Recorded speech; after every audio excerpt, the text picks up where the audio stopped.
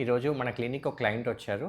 ఈ hearing aid ఒక 2 years back తీసుకున్నారు. This is called receiver in the canal అనమాట. రిసీవర్ ఇన్ ద కెనాల్‌లో మనకు రిసీవర్ వచ్చేసి చిన్న వైర్‌తోని కనెక్ట్ అవుతుంది.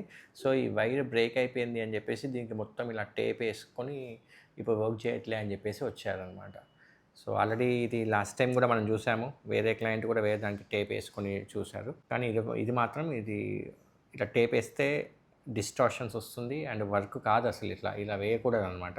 సో, అది వెంటనే నేను క్లయింట్‌తో మాట్లాడి అవన్నీ చెప్పి ఇలా చేయొద్దు అని చెప్పేసి కొత్త రిసీవర్ తీసుకొచ్చాము. ఇప్పుడు ఈ కొత్త రిసీవర్ ఈ హీరింగ్ ఎయిడ్ ఎలా ఫిట్ చేస్తామో చూపిస్తాను.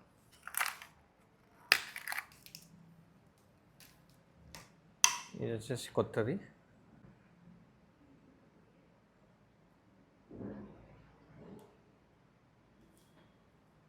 సో, ఇలా ఉండాలి.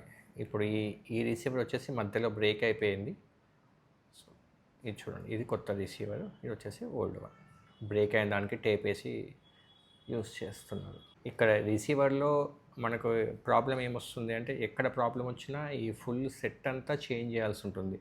ఈ ఒక్క చిన్న ప్రాబ్లం వచ్చినా ఇదంతా చేంజ్ చేయాలి. ఇక్కడ ఏమైనా బ్రేక్ అయినా ఇది మొత్తం చేంజ్ చేయాలి. సో, ఇదంతా ఒక సెట్ లాగా ఉంటుందన్నమాట.